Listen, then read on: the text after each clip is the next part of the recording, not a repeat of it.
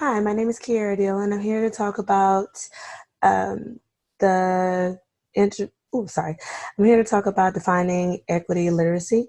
And my thing about it is, we have this two discussion questions, and the first one, it says, "In your words, explains what it means to be equity literate." Now, I've looked at this, and it's basically there are four abilities, and the one that really hits home with me is ability number one, and that's ability to recognize even the subtlest biases and inequities. Excuse me. And I've noticed that um, it for equity literate educators such as myself, which I teach third grade, is that it shows curiosity about ways school policy and practice might disadvantage some students in unintentional ways. For example, I've seen a lot of school classrooms, especially become diverse or at least embrace the diversity because of kind of the world that we're living in right now. But I can't just blame it on that. I just have to say that because we're not equipped in some ways to actually understand the equalities of much of the minority in our grade levels. And also, we live in a world where basically people are living in poverty, and it's kind of hard to kind of put yourself in the shoes of a poverty person if you've never been in poverty.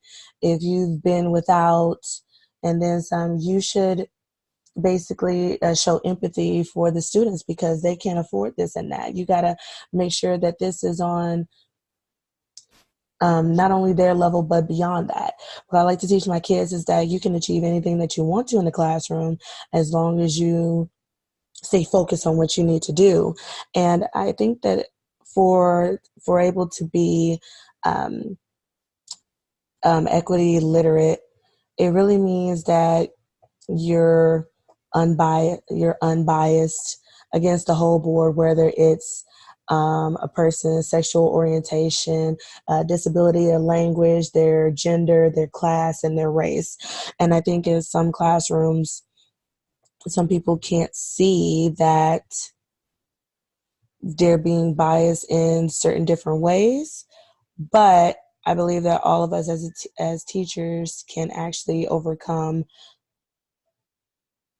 certain prejudice that are lingering in the classroom. And number two, explain how being equity literate serves or does not serve a role or purpose in, like I said before, in my career as a four-year teacher, as a third grade math and science teacher, I believe that being equity literate means the whole world for not us as teachers, but us to grow as teachers, but us to learn and to grow with the students. Because I've seen a lot of situations where um, the kids are looking, they're mimicking what they're seeing, and sometimes it's not in a good light. And what I would also like to say for this is that, for example, some people like to play on one side of the playground versus with some kids, with some minority kids, and they don't want to play with them sometimes because of what they're being taught.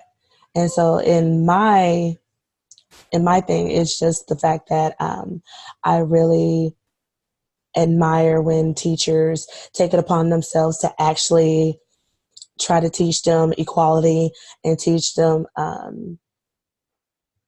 what is right and what is wrong in the classroom, and including outside of the classroom as well. So that's really my thing on equity literacy. Thank you guys so very much. Have a great night.